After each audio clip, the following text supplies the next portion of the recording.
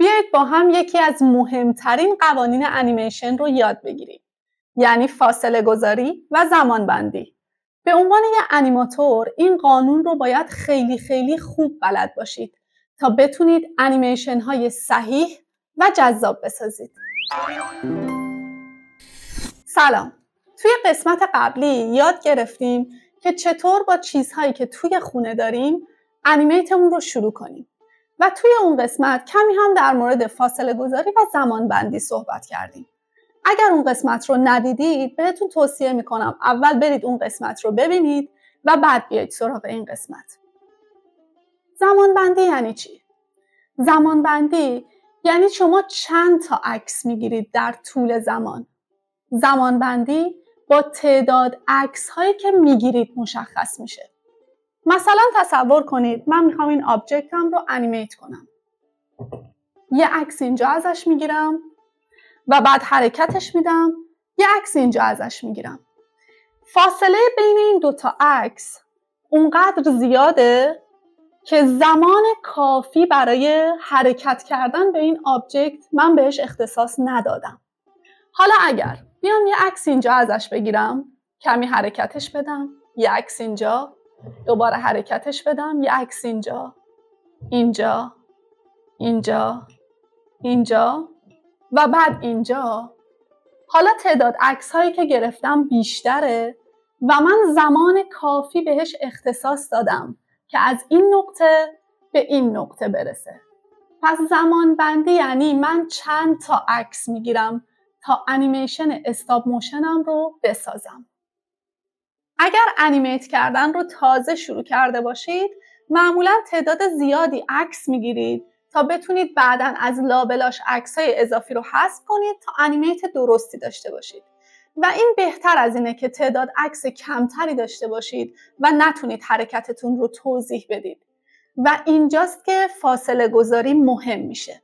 توی مثالی که قبلا زدیم برای همین آبجکت اگر یه عکس اینجا ازش بگیریم و بعد حرکتش بدیم و یه عکس اینجا ازش بگیریم، یه فاصله بسیار زیادی بین این دوتا عکس وجود داره که نمیتونه حرکت من رو توضیح بده.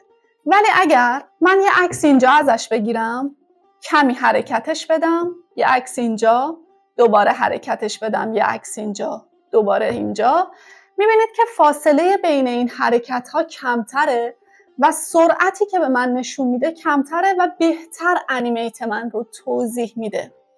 و به همین خاطره که ما فاصله گذاری و زمان بندی رو با هم توضیح میدیم و با هم تعریف میکنیم، چون ارتباط بسیار تنگاتنگی دارن و برای همین خیلی مهمه که ما این دوتا رو خوب بلد باشیم تا بتونیم انیمیت های صحیح داشته باشیم و فریم اضافه نداشته باشیم. وقتی ما زمان بندی و فاصله گذاری رو خوب یاد بگیریم اون وقت دیگه فریم اضافه نمیگیریم که بخوایم از توشون حذف کنیم. فریم های صحیح میگیریم. توی این درس میخوایم یه انیمیتی رو با هم تمرین کنیم. میخوایم ببینیم که توی 1 ثانیه زمان با 12 فریم عکس گرفتن چطور میشه فاصله گذاری های متفاوت داشت.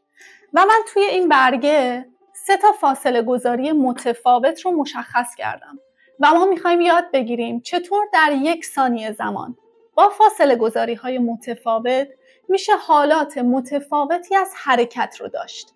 توی این تمرین از ایزینگ و ایز اوت هم برای فاصله گذاری استفاده کردم که البته تو درس‌های آینده بیشتر توضیحش میدم و با هم تمرین میکنیم تا بهتر یادش بگیریم.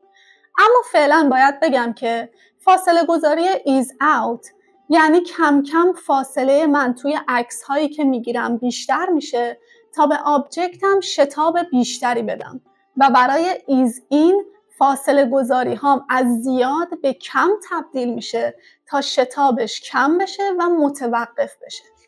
بریم با هم این تمرین رو توی 1 ثانیه زمان و 12 تا فریم و من چند تا سکه دارم که میخوام سکه ها رو انیمیت کنم.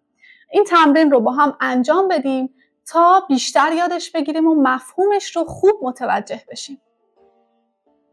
خب اول از همه باید دوربینمون رو ستاپ کنیم و جای قرارش بدیم که بتونیم تصویرمون رو از توش ببینیم. برگمون رو هم که فاصله گذاری ها رو توش کشیدیم حتما زیر دوربین با چسب خوب محکمش میکنیم تا موقع انیمیت کردن حرکت نکنه.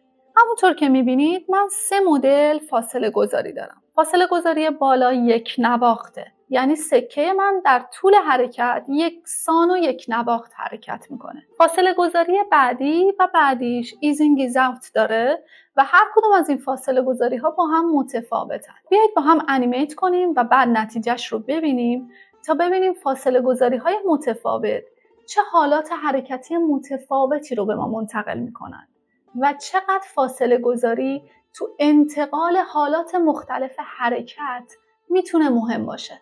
این رو هم اضافه کنم که من روی سکه هام یه خطی کشیدم به عنوان راهنما که هم سکم در طول حرکت نچرخه و همین که اون رو دقیق سر جایی که میخوام قرار بدم. بریم که انیمیت کنیم. ما میتونیم کلی فاصله گذاری های متفاوت داشته باشیم. همینطور میتونیم فاصله شروع حرکت تا پایان حرکت رو هم تغییر بدیم. حتی این هم در تعریف حرکت ما بسیار مهمه. هر چقدر فاصله شروع تا پایان حرکت بیشتر باشه یا کمتر باشه، حرکتمون متفاوت میشه و باز این تفاوت نوع حرکت هم به نوع فاصله گذاری ما بین دو نقطه شروع و پایان بستگی داره، هم به تعداد فریمی که در طی زمان میگیریم و هم به زمانی که برای اون تعداد فریم تعریف میکنیم بستگی داره. نتیجه کار رو با هم ببینیم. با اینکه هر 3 تا سکه نقطه شروع و پایان حرکتشون یکیه و هر 3 12 فریم رو در 1 ثانیه طی میکنن، اما هر کدوم به دلیل فاصله گذاری متفاوت حرکتی متفاوت از دیگری دارن. این همون مفهوم زمانبندی و فاصله گذاریه. امیدوارم که فاصله گذاری و زمانبندی رو خوب یاد گرفته باشید. شما هم میتونید همچین چالشی برای خودتون ایجاد کنید.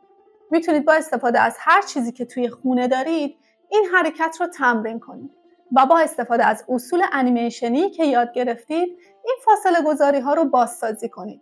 حتی میتونید فاصله گذاری های جدیدی ایجاد کنید تا حالات متفاوت حرکتی رو یاد بگیرید.